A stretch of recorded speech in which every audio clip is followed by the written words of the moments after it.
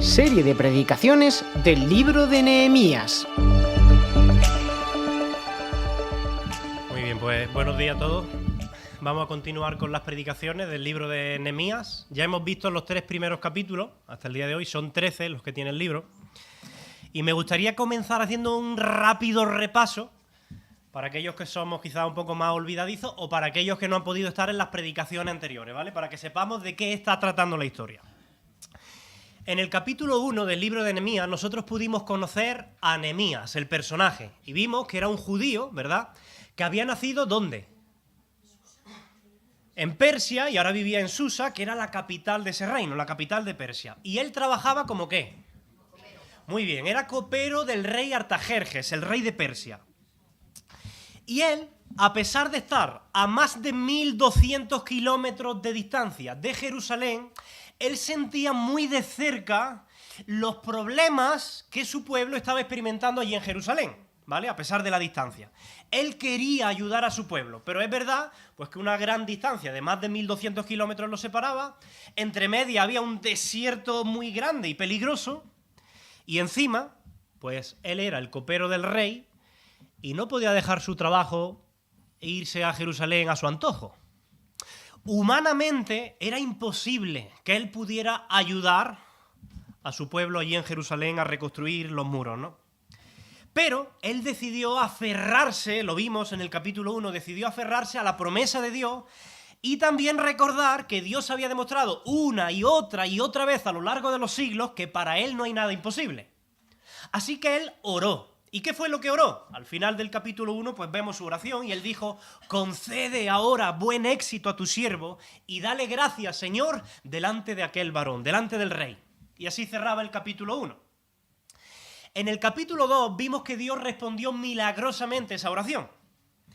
Dios inclinó el corazón del rey Artajerjes para que accediera a darle permiso a Nehemías a regresar a Jerusalén y además no solo eso, le proveyó de protección, puso a sus ejércitos para que le acompañaran durante todo el viaje, le proveyó de comida para todo el camino y por si fuera poco, le dio material para iniciar la reconstrucción de los muros.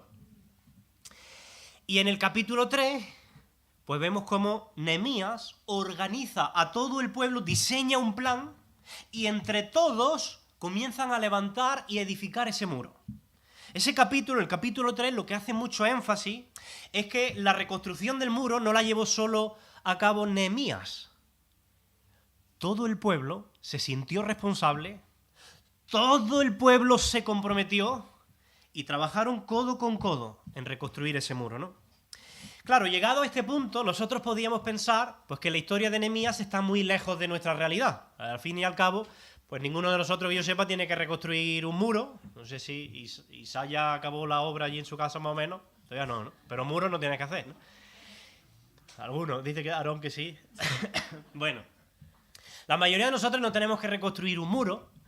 Y la mayoría de nosotros, pues quizás no somos líderes como Nehemías, que se espera que guíen a un pueblo, ¿no? Entonces podemos pensar que la historia es muy lejana a nosotros, ¿no? Si nosotros estamos viendo la historia de esa forma, ya adelanto que no estamos equivocando. Porque Dios sí te está llamando a ti lo mismo que llamó a Nehemías.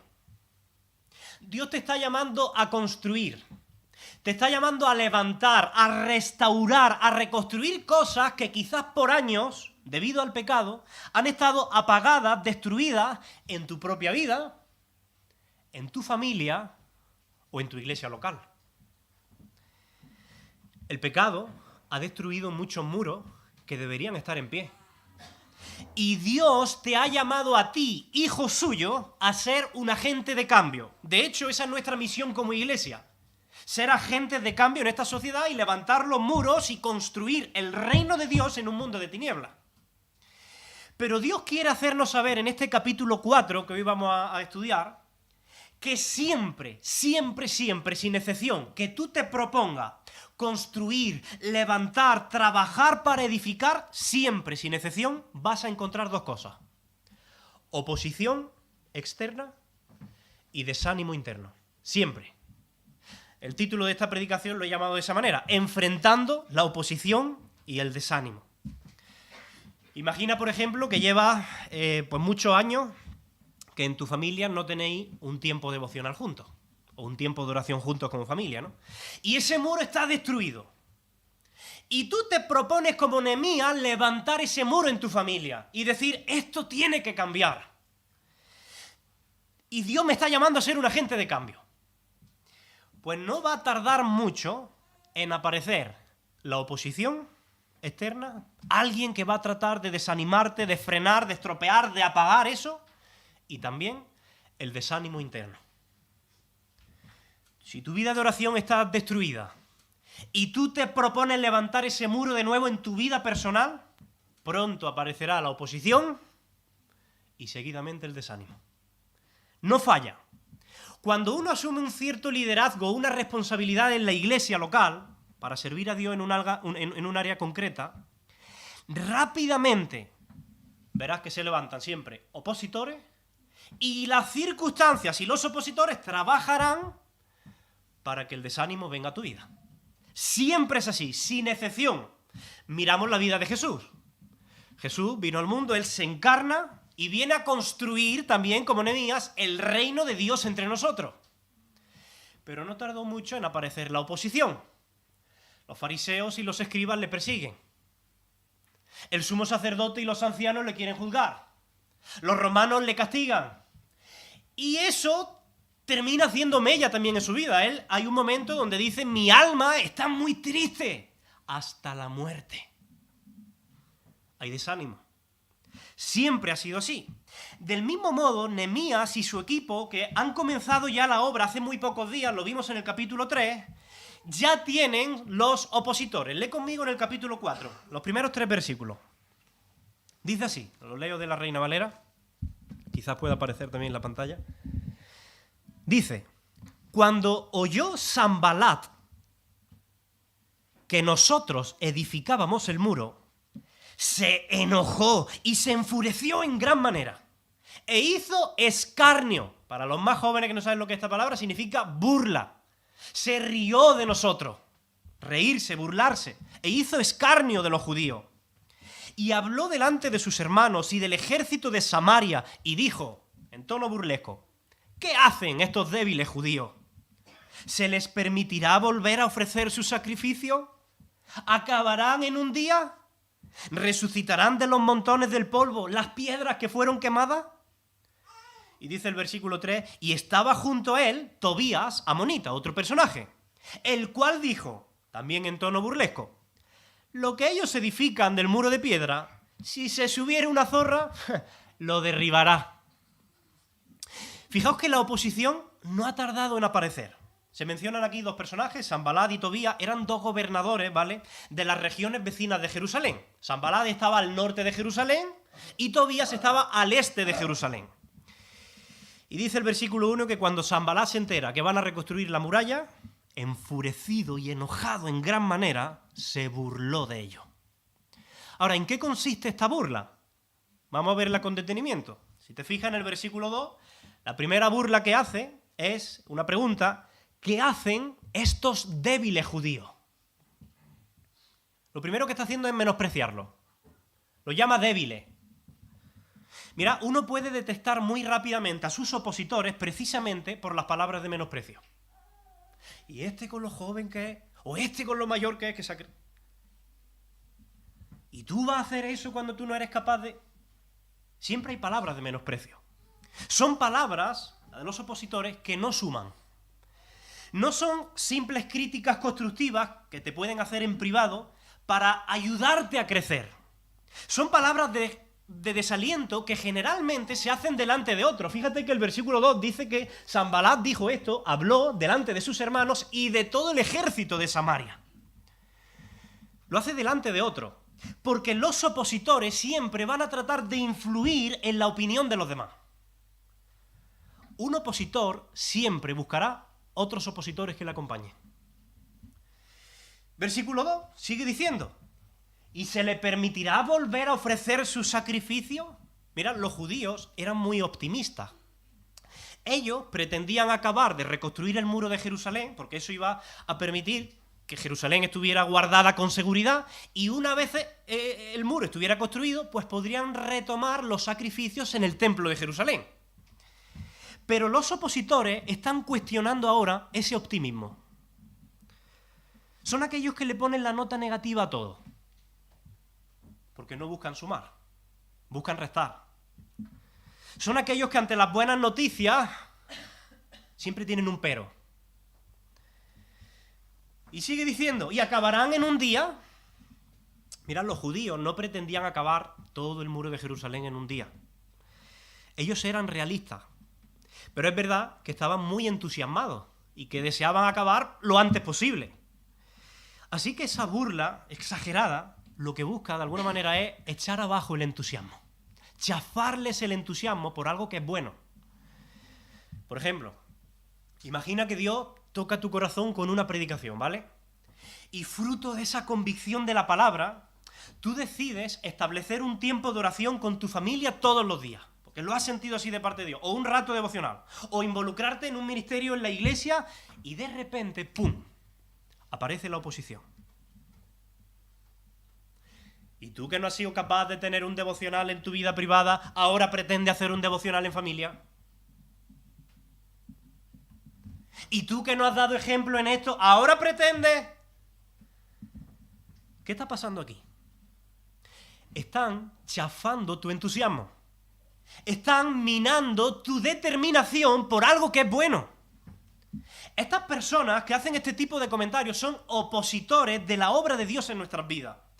Y también nosotros debemos ser muy cuidadosos porque podemos convertirnos en opositores de la obra que Dios quiere hacer en la vida de otro o a través de la vida de otro, de nuestros cónyuges, de nuestros hermanos en la fe. Tenemos que cuidar mucho estas palabras de desaliento. Seguían burlándose.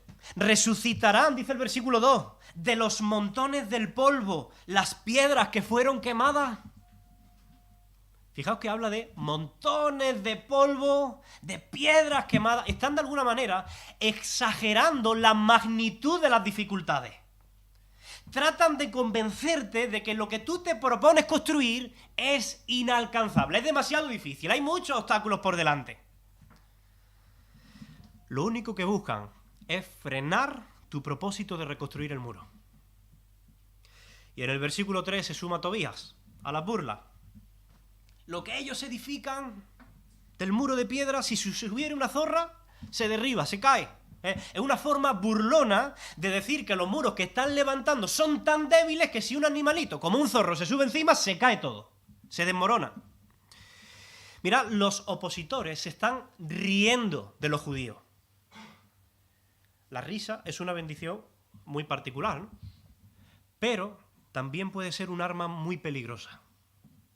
Si para que unos se rían, otros tienen que llorar, otros tienen que ser avergonzados, entonces algo no anda bien.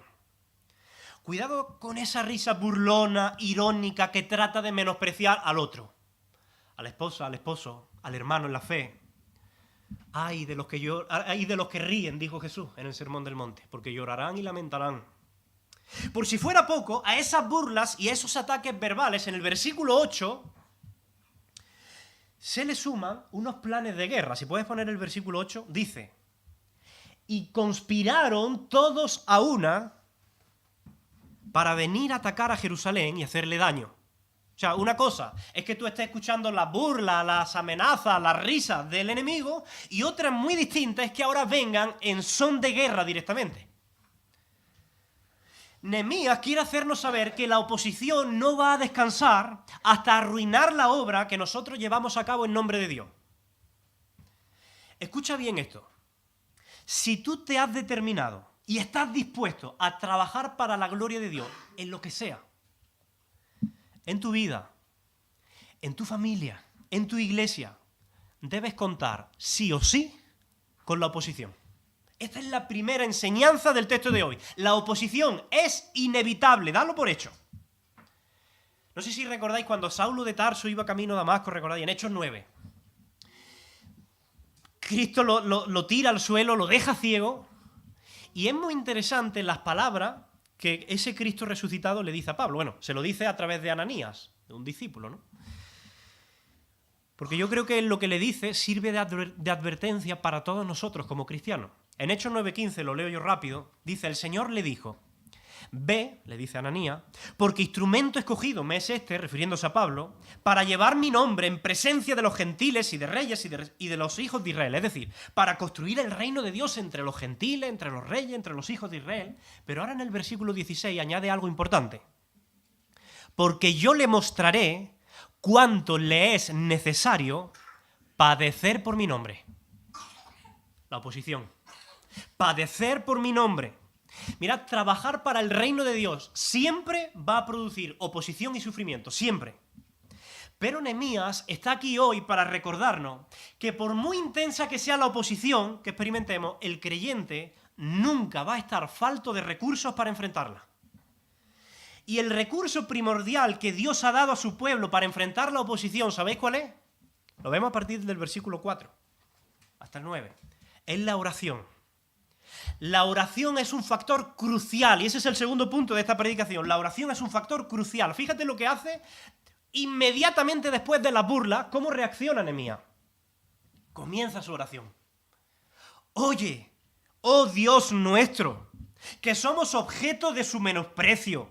Y vuelve el baldón, para los jóvenes que no saben qué es esta palabra, significa también el insulto, la burla, pues vuelve este insulto y estas burlas que nos hacen sobre su cabeza y entrégalos por despojo en la tierra de su cautiverio y no cubra su iniquidad, dice Nehemías, ni su pecado sea borrado delante de ti, porque se airaron contra los que edificaban.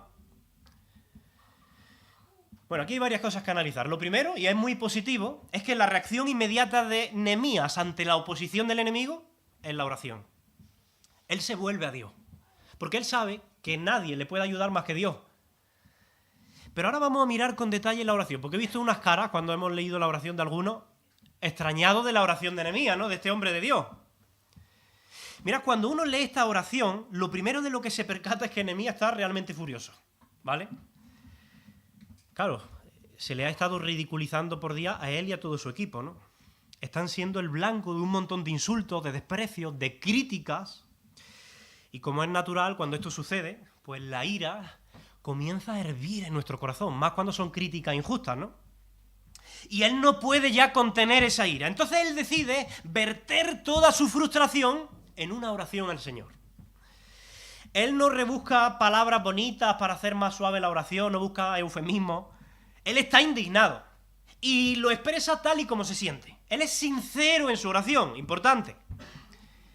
Pero qué importante cuando uno está indignado, cuando uno está ofendido, saber gestionar y canalizar también esas emociones.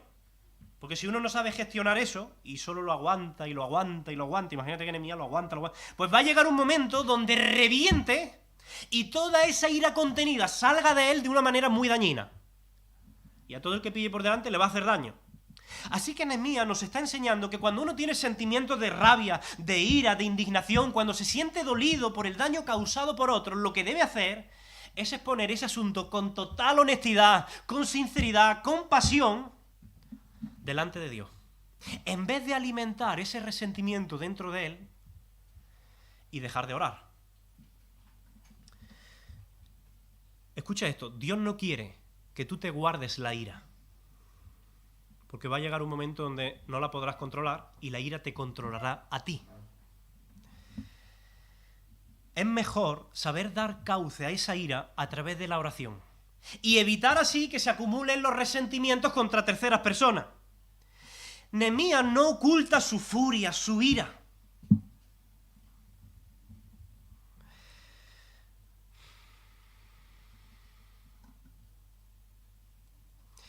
De hecho, él está haciendo lo que se conoce en la Biblia o en teología como una oración imprecatoria. ¿Habéis escuchado eso alguna vez? ¿Qué son las oraciones imprecatorias?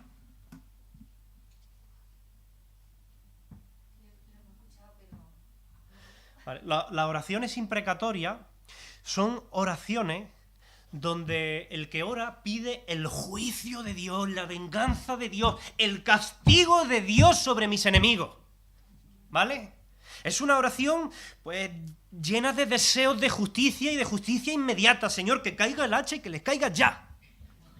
Esas son las oraciones imprecatorias. Y el Antiguo Testamento está lleno de oraciones imprecatorias. El Salmo 137 es brutal. Como el salmista dice, a los babilonios, bienaventurado el que te diera el pago y cogiera tus bebés y lo estrellare contra la roca. O sea, es tremendo ese tipo de oraciones. Bueno, pues aquí Nehemías está haciendo una oración imprecatoria. Es una oración muy dura. Uno podría pensar que a Nehemías le falta mucha misericordia. Pero piensa, vamos a ponernos los zapatos de Nehemías, piensa que Nehemías ha sufrido un ataque personal constante. Todos los días, ahí estaban, burlándose, recibiendo crítica, menospreciándolo. Y son muy pocas personas las que saben recibir crítica o resisten crítica, especialmente cuando son injustas. Pero es que además sus enemigos han pecado contra Dios mismo. Porque no se están oponiendo a un deseo caprichoso y particular de Nehemías de que quiere construir un murito para dejar la ciudad más bonita, que no se trata de eso. Es que se están oponiendo a la obra de Dios mismo. Es Dios el que quiere que ese muro sea construido. Y Nehemías no quiere que ese pecado pase por alto. Por eso dice en el versículo 5, no cubra su iniquidad, ni su pecado sea borrado delante de ti.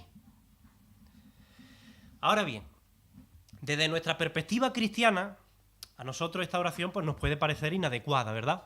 ¿Por qué? ¿Por qué nos parece inadecuada? ¿Vale? Porque no busca el perdón, ¿vale? Jesús nos enseñó a poner la otra mejilla, a perdonar 70 veces 7, a amar a nuestros enemigos, a bendecir incluso a los que nos maldicen, a hacer el bien a los que nos aborrecen, a orar por los que se oponen y nos persiguen. Pero claro, podemos caer en el error de criticar fácilmente a Nehemías.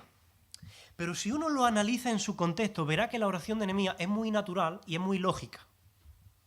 Ante la situación que Nehemías ha vivido, nosotros como cristianos pues podemos reaccionar de manera distinta. ¿Por qué? Porque tenemos el Evangelio de Jesucristo. Y eso influye en nuestro comportamiento hacia los demás. Nosotros sabemos que Cristo puede perdonar todo pecado. Si hay arrepentimiento genuino, por supuesto. Pero si sabemos que Cristo puede perdonar todo pecado, pues eso nos lleva también a tener cierta paciencia con los pecadores, con los enemigos. Porque Dios puede también perdonarle y Dios puede cambiar su corazón. Y sabemos también que aunque por un poco de tiempo tengamos que soportar tribulaciones y oposición, llegará el día de la segunda venida donde Cristo hará justicia y destruirá definitivamente el pecado. Y tenemos esa esperanza, tenemos ese consuelo cuando enfrentamos las injusticias de este mundo. Él enjuagará nuestras lágrimas. Y ante esa seguridad que tenemos, pues nosotros podemos enfrentar la injusticia con una entereza distinta, con cierta esperanza, con cierto consuelo. Pero piensa que Nehemías no tenía el Evangelio de Jesucristo. Él no tenía esa esperanza. Él no tenía ese consuelo. Él solamente está viendo a los injustos prosperar, reírse de ellos, burlarse, mientras que el pueblo de Dios está siendo injustamente burlado y oprimido mientras trabajan para Dios. Y además estos insultos y estas burlas son una ofensa contra Dios, porque se están dedicando a ridiculizar un proyecto inspirado por Dios mismo. Es que se están riendo de su nombre. Es lógico que una persona que ama a Dios como Nehemías, una persona que sirve a Dios, que está comprometida con Dios, se indigne, se enfurezca y clame por justicia cuando el honor de Dios está en juego. Lo raro sería que quedara impasible, que le diera igual. Y en la vida cristiana también hay espacio para la ira y para el enojo. A veces podemos demonizar estos sentimientos y no es así. Jesús a veces se enojaba. Él se enojaba por la hipocresía de los fariseos. Jesús se enojó por la codicia de los mercaderes en el templo y dio la vuelta a las mesas y todo, ¿no? El apóstol Pablo habla de un enojo, de una ira que no es pecaminosa. Él dice en Efesios, airaos, pero no pequéis. Hay una ira no pecaminosa. Es normal que haya situaciones, que haya personas que te hagan enojar. Y no debes sentirte mal por eso. Lo que debes saber es saber darle cauce a esa ira. Porque si el enfado no recibe un tratamiento adecuado, puede terminar convirtiendo al ofendido en un ofensor. Porque tú acabarás reventando y dañando al que pilles por delante. Si tú guardas la ira, si tú la retienes, te va a terminar pudriendo por dentro y luego va a terminar tratando de contaminar a otro. Hay que sacarla, pero hay que saber sacarla. Esa es la enseñanza de Nehemías. Y Nehemías nos enseña cuál es la forma de sacarla. ¿Cómo se saca la ira? A través de la oración sincera. A través de la oración pasional. No embellezcas la oración. Dile al Señor lo que siente. Dile cómo te sientes. Dile la indignación, la rabia, la frustración. Suéltaselo todo. Porque Él mejor que nadie conoce la razón de tu indignación. Es verdad que a la oración de Nehemías le falta Jesús. Eso es verdad. Jesús nos enseñó a perdonar todas las ofensas, a orar por los enemigos, incluso por aquellos que nos critican, que nos insultan. Pero Nehemías necesitaba a Jesús en su vida de oración tanto como lo necesitamos nosotros. Porque a menudo nosotros lo que queremos ante la injusticia, ante los opositores, es: Señor, haz algo ya, ponga a cada uno en su sitio, haz justicia, queremos la venganza del Señor. Y nos falta esa paciencia o esa misericordia con los que se oponen. Recordemos que incluso aquellos que se oponen pueden tener un propósito en el plan de Dios para nuestras vidas. Porque a través de ellos Dios puede dar forma también a nuestro carácter, a virtudes cristianas como la paciencia, el gozo en medio de la adversidad, el perdón. Y tú a lo mejor estás pensando, bueno, pues para mí estas personas no me ayudan en nada, porque a mí lo que me producen es tristeza. Bueno, a veces la tristeza también tiene un propósito en Dios. Si sirve para llevarnos a Dios, para hacernos más dependientes de Él, para hacernos más semejantes a Jesús. Lo cierto es que esta oración sincera, pasional de Nehemías, le permitió coger fuerza y seguir liderando este proyecto de reconstrucción a pesar de la oposición. Fijaos lo que dice el versículo 6. Edificamos, pues, el muro, y toda la muralla fue terminada hasta la mitad de su altura, porque el pueblo tuvo ánimo para trabajar.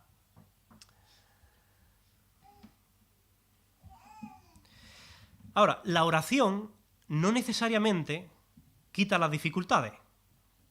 Más bien nos ayuda a sobrellevar las dificultades, porque las dificultades seguían apareciendo. Versículo 7 y versículo 8 dice: pero aconteció que oyendo Sanballat y Tobías y los árabes y los amonitas y los de Asdod que los muros de Jerusalén eran reparados, porque ya los portillos comenzaban a ser cerrados, se encolerizaron mucho y conspiraron todos a una para venir a atacar a Jerusalén y hacerle daño.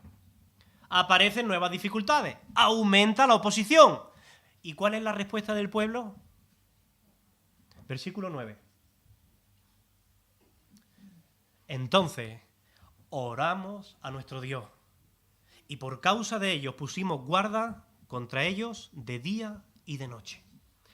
Mira, el libro de Nehemías nos va a recordar una y otra vez hasta la saciedad lo natural que es orar, lo necesario que es orar, y el compañerismo y el consuelo que se deriva de la oración, porque ya antes estaba orando solo Nehemías, pero ahora ¿quién está orando? Todo el pueblo.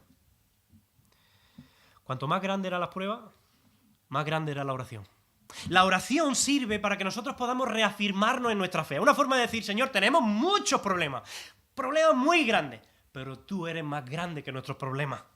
Sirve para compartir también nuestra ansiedad, sirve para reconocer nuestra impotencia entre los problemas y para confesar nuestra necesidad de que Dios intervenga.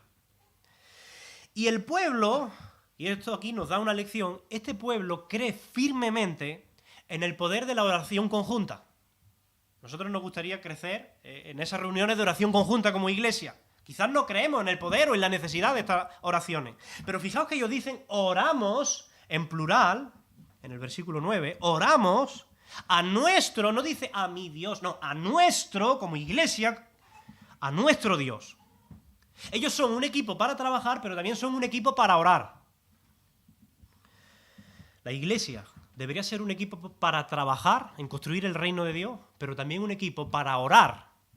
Padre nuestro, venga tu reino.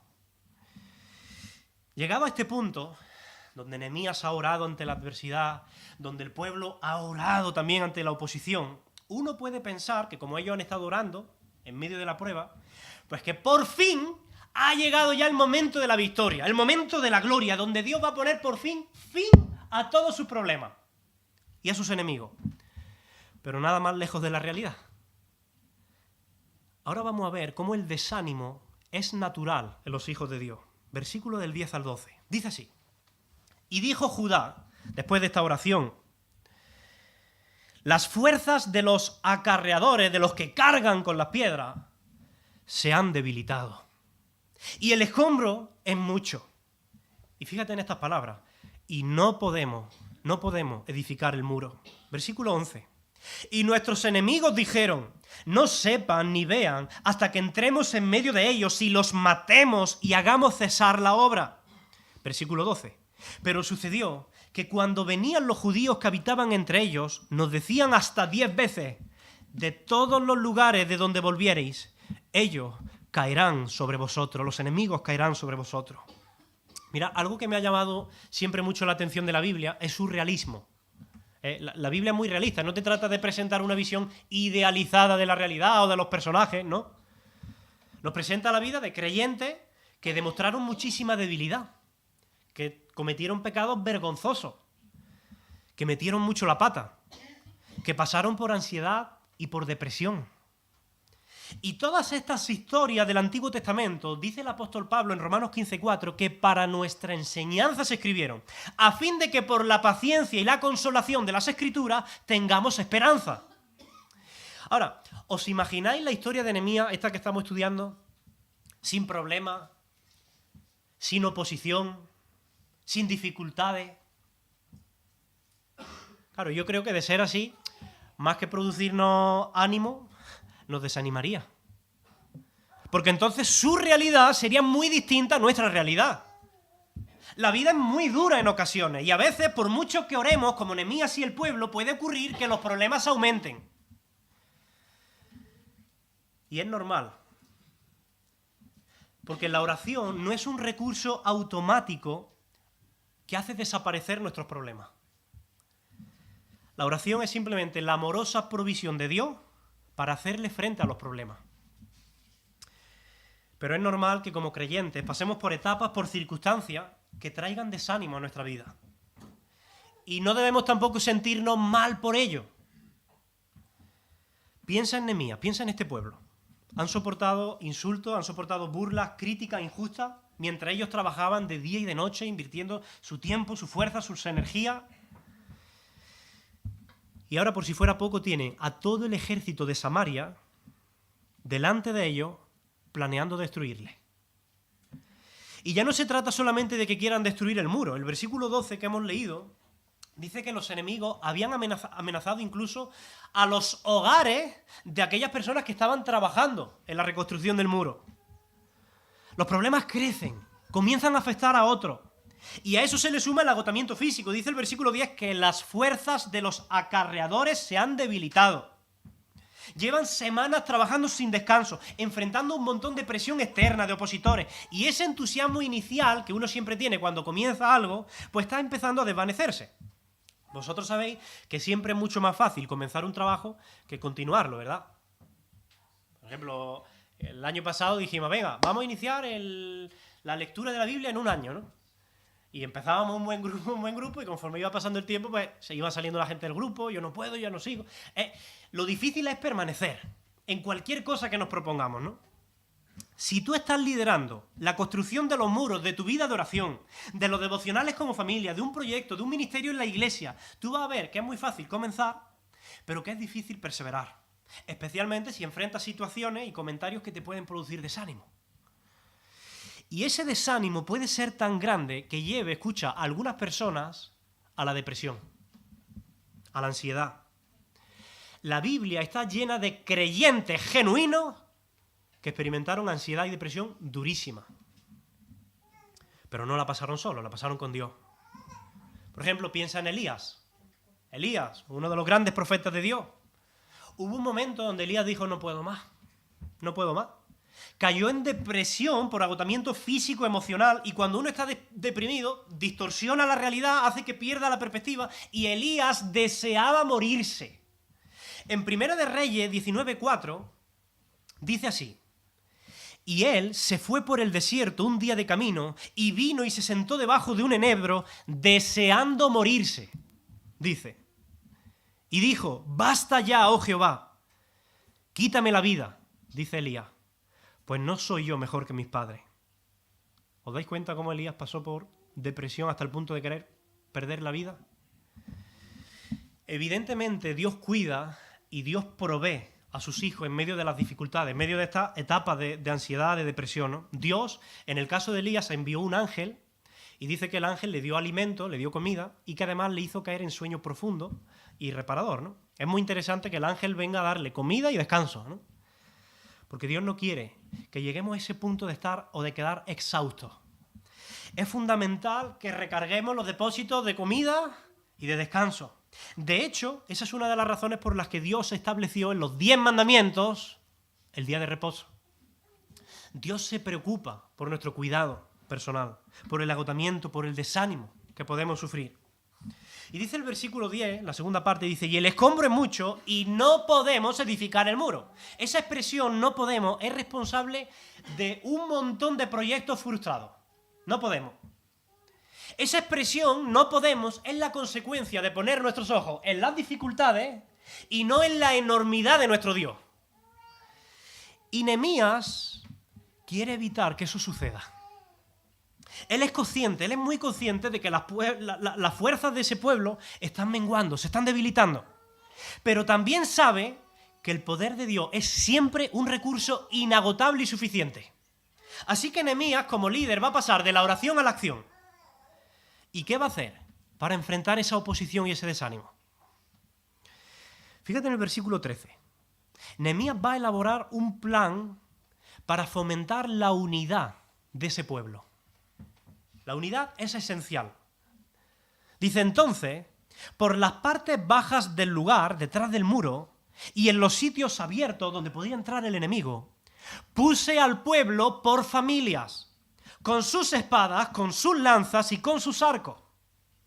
Nehemías comienza a situar a la gente de forma estratégica, para asegurarse de que las partes más vulnerables de la muralla queden protegidas por una guardia, y los coloca por familia, y a cada familia pues le da espadas, lanzas y arcos.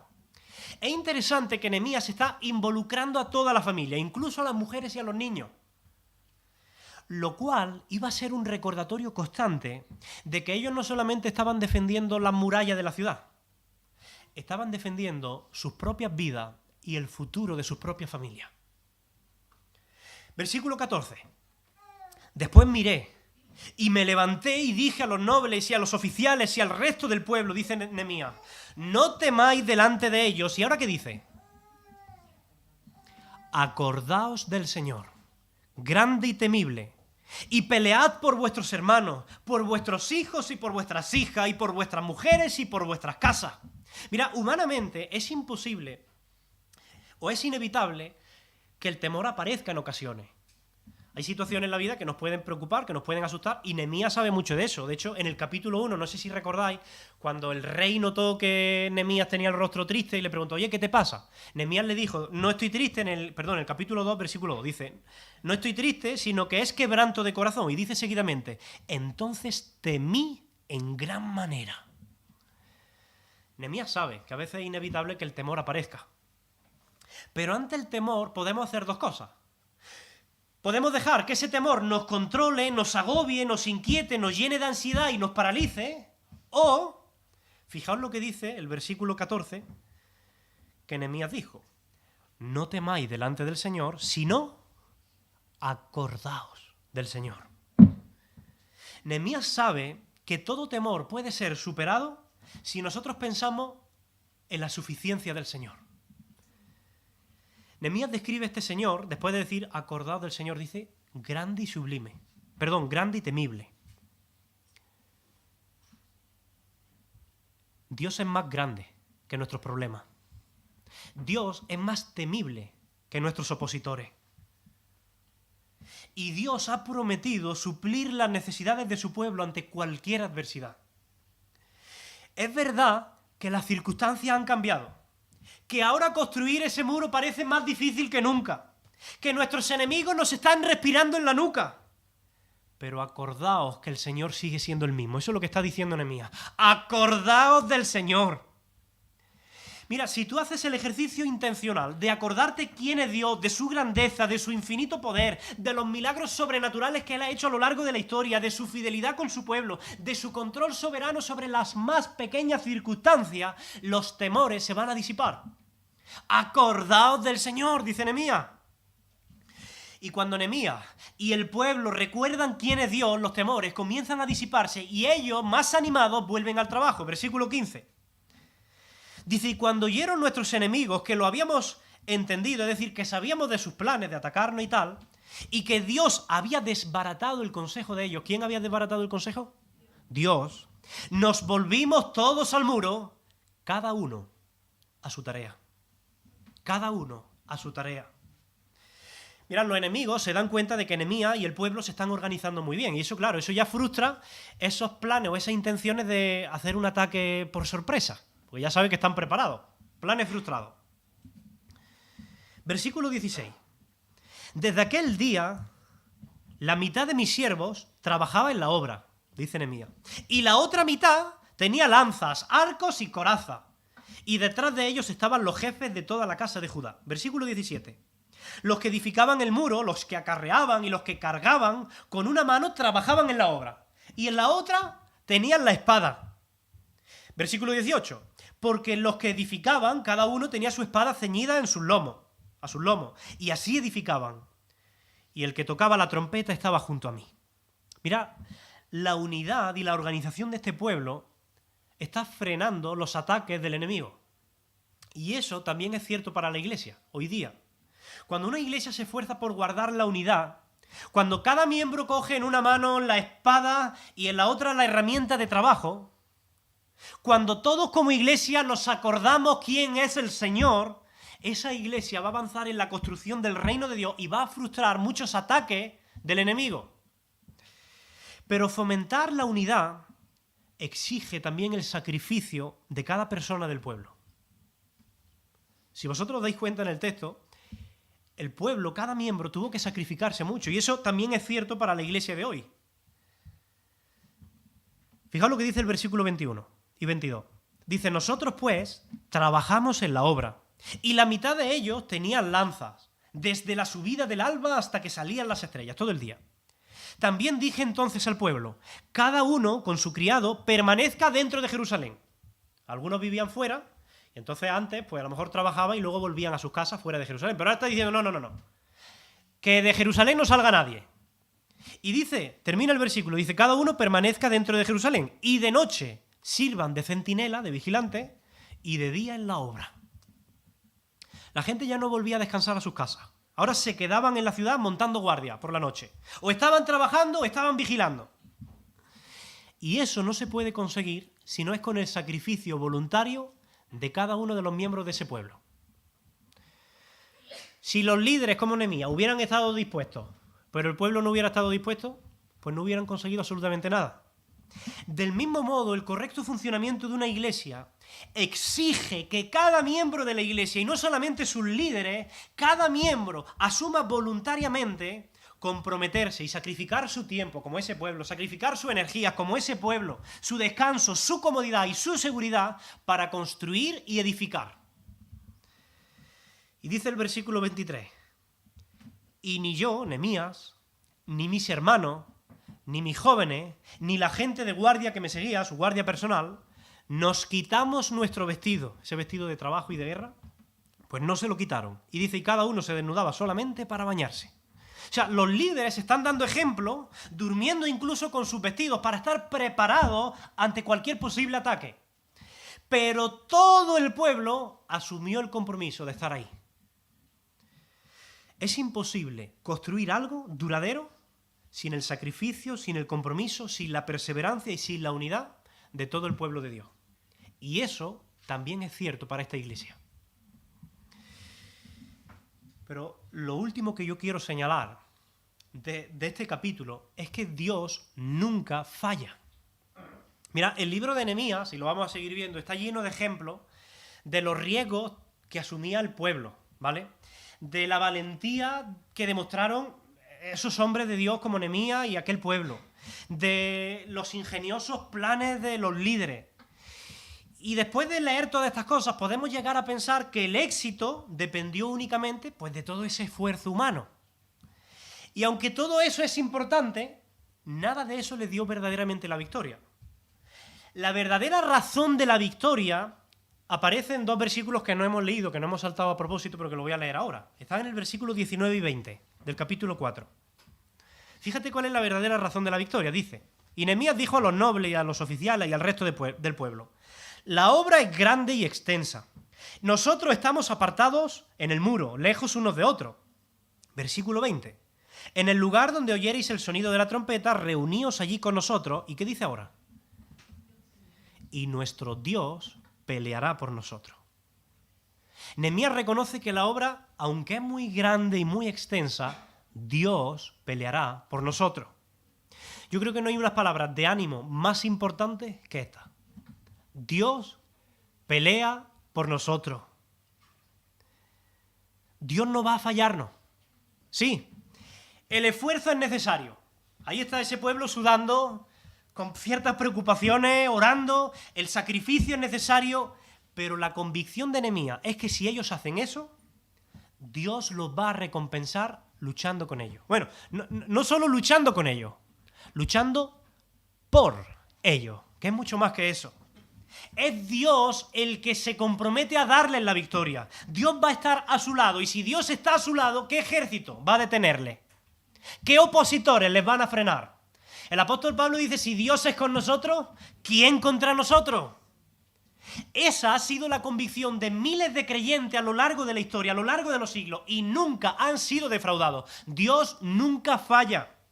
Podemos enfrentar oposición, podemos enfrentar mucho desánimo, pero entonces hagamos como Nehemías. Volvámonos a Dios en esa oración sincera, acerquémonos al Señor y acordémonos de quién es Él. Decía el salmista, Jehová es mi luz y mi salvación. ¿De quién temeré? Jehová es la fortaleza de mi vida. ¿De quién he de atemorizarme? Cuando se juntaron contra mí los malignos, mis angustiadores y mis enemigos, dice el salmista, ellos tropezaron y cayeron.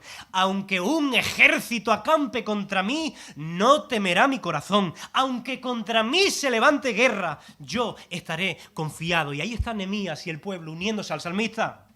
Mira, no estás oyendo este mensaje por casualidad, no es simplemente porque toca.